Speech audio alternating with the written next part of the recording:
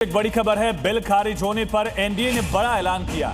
NDA देश भर में प्रदर्शन यहां पर करने वाला है। विपक्ष के खिलाफ एनडीए का बड़ा प्रदर्शन देखने को मिलेगा। बीजेपी महिला मोर्चा प्रदर्शन करेगी, खास करके पश्चिम बंगाल और तमिलनाडु में विधानसभा चुनाव होने हैं। दोनों में चुनाव की तारीखों के ऐलान के साथ ही लगातार प्रचार तेज था। ऐसे में महिला आरक्षण का मुद्दा भी गरमा सकता है। तस्वीर यूपी की राजधानी लखनऊ से सामने आई, जहां उत्तर प्रदेश महिला आयोग की उपाध्यक्ष अपर्णा यादव की अगुवाई में बीजेपी कार्यकर्ताओं ने कांग्रेस और समाजवादी पार्टी का झंडा जलाकर विरोध जताया। वहीं इससे पहले जैसे ही बिल खारिज हुआ, संसद सत्र के बाद एनडीए फ्लोर लीडर्स की बैठक हुई, जिसके बाद ये फैसला लिया गया कि विपक्ष के खिलाफ देशव्यापी प्रदर्शन किया जाएगा। कांग्रेस का मकसद और मंशा साफ है कि महिलाओं को आरक्षण नहीं देना चाहते हैं, तो कांग्रेस एक्सपोज हो गए हैं। तो कांग्रेस कब तक इसको रोक सकते हैं? हम तो निरंतर काम करते रहेंगे।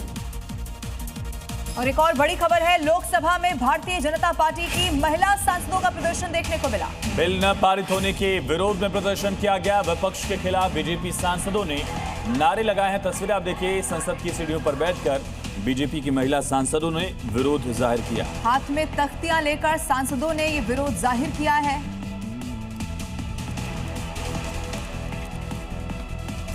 देश की नारी शक्ति के साथ ये असफलता पर लिखा है, महिला का हक दिलाए सरकार, विपक्ष बने रुकावट हर बार, महिला शक्ति का अपमान कतई नहीं सहेगा हिंदुस्तान। इतना ही नहीं, बीजेपी महिला सांसदों ने कांग्रेस के खिलाफ नारेबाजी भी की और कहा कि विपक्ष ने सभी बहनों के विश्वास को खो दिया। ये असफलता हमारी नहीं, ये विश्वासघात है जो विपक्ष ने इस देश की नारी शक्ति के साथ किया। लेकिन जैसे वोटिंग का रिजल्ट आया, बीजेपी की महिला सांसद हाथ में तख्तियां लेकर संसद परिसर में पहुंच गई और विरोध जताने लगी, जिसे देखकर ऐसा लग रहा था मानो बीजेपी को पहले से पता था कि बिल पास कराना आसान नहीं होगा, इसीलिए शायद तख्तियों के साथ प्रदर्शन की तैयारी कर ली गई थी। संसद में महिला आरक्षण बिल खारिज हुआ। बिल के समर्थन में 298 वोट पड़े। बिल के विरोध में हालांकि 230 वोट ही पड़े, लेकिन संविधान संशोधन था, इसलिए स्पेशल मेजोरिटी की जरूरत थी। बिल के लिए 352 वोट चाहिए।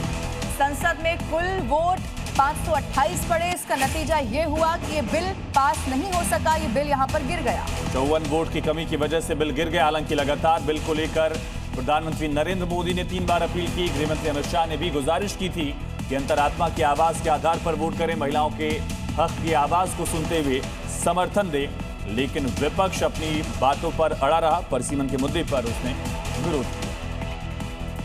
और बिल खारिज होने पर अमित शाह का भी बयान सामने आ चुका है। लोकसभा में बहुत अजीब दृश्य दिखाई, अमित शाह ने कहा। गृहमंत्री अमित शाह ने कहा, कांग्रेस टीएमसी डीएमके ने पारित नहीं होने दिया बिल को गिराकर जयनाद करना, नारे लगाना, जश्न मनाना निंदनीय है।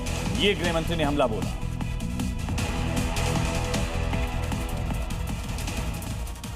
तो लोकसभा और राज्य विधानसभाओं में महिलाओं के लिए आरक्षण बिल पारित नहीं हुआ। बिल के लिए 2/3 वोट की जरूरत थी, लेकिन विपक्ष ने बिल के विरोध में वोट कर इस बिल को खारिज कर दिया।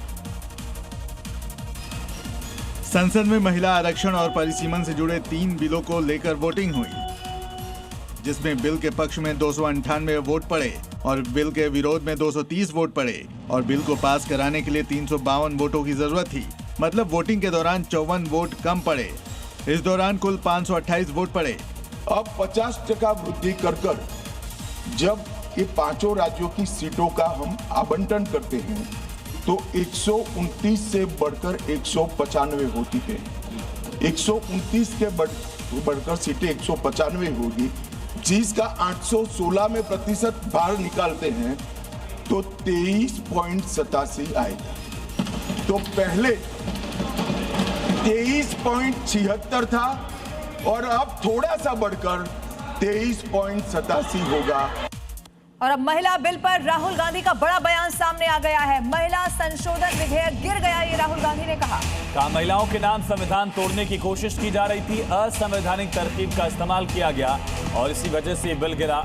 संविधान पर हमला भी राहुल गांधी की तरफ से बताया गया। हालांकि राहुल गांधी पहले भी कह चुके हैं कि बिल का वो महिला आरक्षण का विरोध नहीं कर रहे थे, समूचे विपक्ष ने भी यही कहा, लेकिन परिसीमन के वो खिलाफ थे। ये महिला बिल नहीं है, ये हिंदुस्तान का राजनीतिक जो स्ट्रक्चर है, इलेक्टोरल स्ट्रक्चर है, उसको बदलने की कोशिश है। ये हमने रोक दिया है और मैं अभी कह रहा हूँ, प्रधानमंत्री से कह रहा हूँ, अगर आप महिला बिल चाहते हैं 2023 का महिला बिल निकालिए, उसका इम्प्लीमेंटेशन आज से करिए और पूरा का पूरा ऑपोजिशन 100% आपको समर्थन देगा। उधर प्रियंका गांधी ने बीजेपी पर पलटवार करते हुए कहा कि जिन्होंने हाथरस, उन्नाव और मणिपुर की महिलाओं के लिए कुछ नहीं किया, वो हमें महिला विरोधी कह रहे हैं। हम कभी इससे सहमत नहीं हो सकते।